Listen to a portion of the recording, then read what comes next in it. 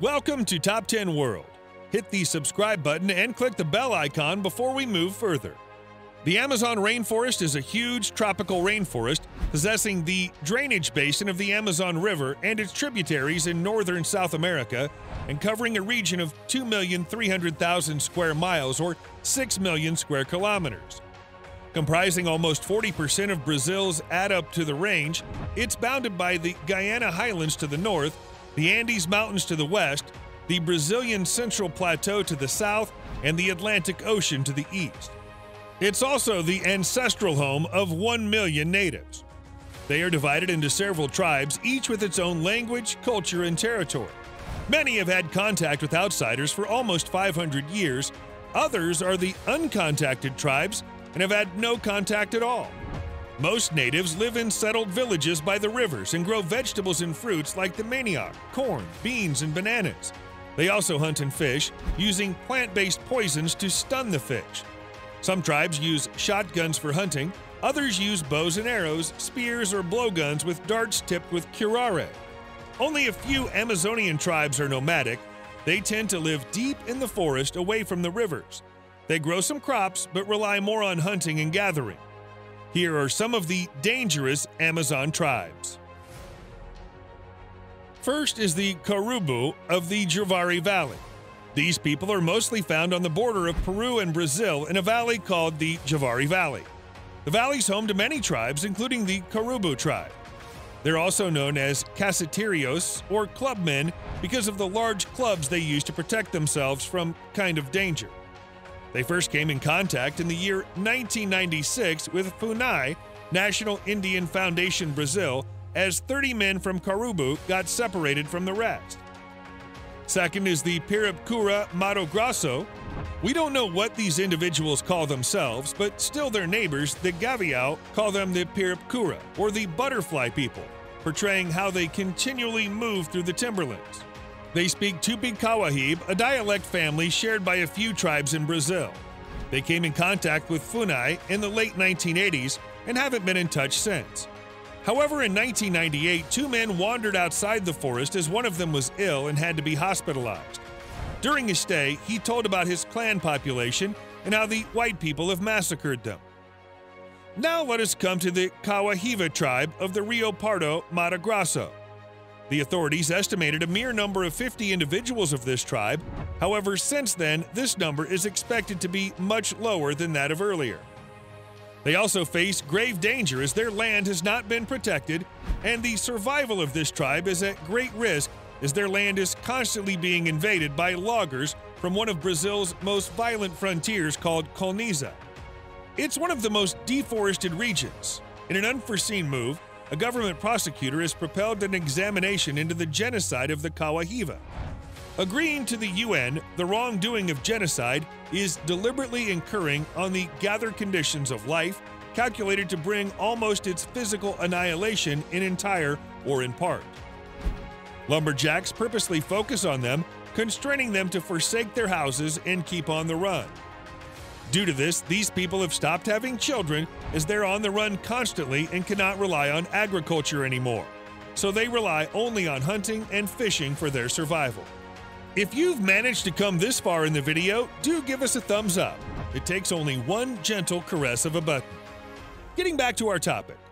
Lastly, we'll talk about the Iwa Tribe, whose territory is the richest in iron ore laying. The Iwa are inborn individuals of Brazil living on soil Amazon rainforest. There are around 350 individuals, and 100 of them have no contact with the exterior world. They're considered exceedingly imperiled since the clashes with the logging interface in their territory. After the year 1970, geologists found the world's wealthiest iron metal lay beneath the soils. The World Bank and EEC advanced billions of dollars to Brazil to back the woodland extraction within the return of the minerals. A lot of Iwas are being assaulted, tormented, and slaughtered by cattle farmers and lumberjacks. Cattle farmers illicitly utilize Iwa land, which devastates the woodland, deforestation. Being the final remaining migrant hunter-gatherer in Brazil, the Iwas are brutally assaulted by lumberjacks attacking their region. A man, Iwa, was hunting within the forest when he got attacked by loggers. He got assaulted, blindfolded, beaten up, and then they attempted to behead him. The lumberjacks fired shots at his spouse, but she wasn't harmed. Jose Carlos Madeira, a federal judge, in June 2009, he decided that all the invaders of the Iwa territory should leave after 180 days. Other cattle ranchers turned the decision around, yet they didn't go. The rule has been suspended, and the amount of deforestation and invasions are increasing.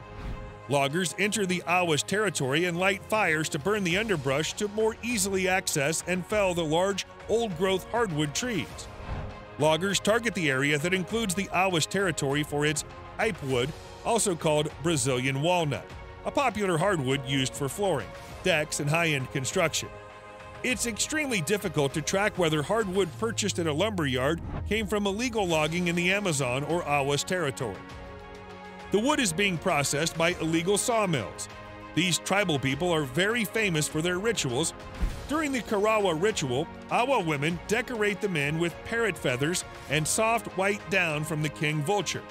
They clap and sing, so the men go into a trance and travel to the sky to meet their ancestral spirits.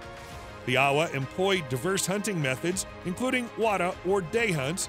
Walking tours average 6 to 7 hours in the forest. This type of hunting can be done individually and conducted by groups of 2 or more people. The hunting parties normally leave to hunt at daybreak and return to the village in the late afternoon or dusk. Another method, known across the Amazon as muta or caca de espera, is a nocturnal activity in which the hunter waits for his prey in a hammock near a fruit tree, armed with a shotgun and a flashlight. The range for this type of hunting is anywhere from 1 kilometer to 3 kilometers from the village. The Iwa people also use a trap called a baroge, which consists of a small sawed-off shotgun placed at knee height in an animal's foraging patch and is activated by a tripwire. In both the muta and baroge methods, the animals slain are mostly rodents such as pacas and red-rumped agotes. Still, occasionally, red brocket deer, gray brocket deer, and lowland tapirs are also killed. There's been a lot of talks and movements in regards to saving these tribes. In January 2014, the Brazilian government sent armed personnel into the Amazon, along with pieces of equipment like helicopters and bulldozers, to clear out land for the endangered Iwa Tribe. It's considered Brazil's biggest operation of its kind and was hailed by activists as a movement by clearing out families living illegally on land reserved for indigenous people. So guys, those were the dangerous tribes of the Amazon forest. Do let us know what you think was the most interesting thing about these tribes in the comments section. If you like this video, do give us a thumbs up and consider subscribing to our channel. This has been it for today. See you in the next one. Peace.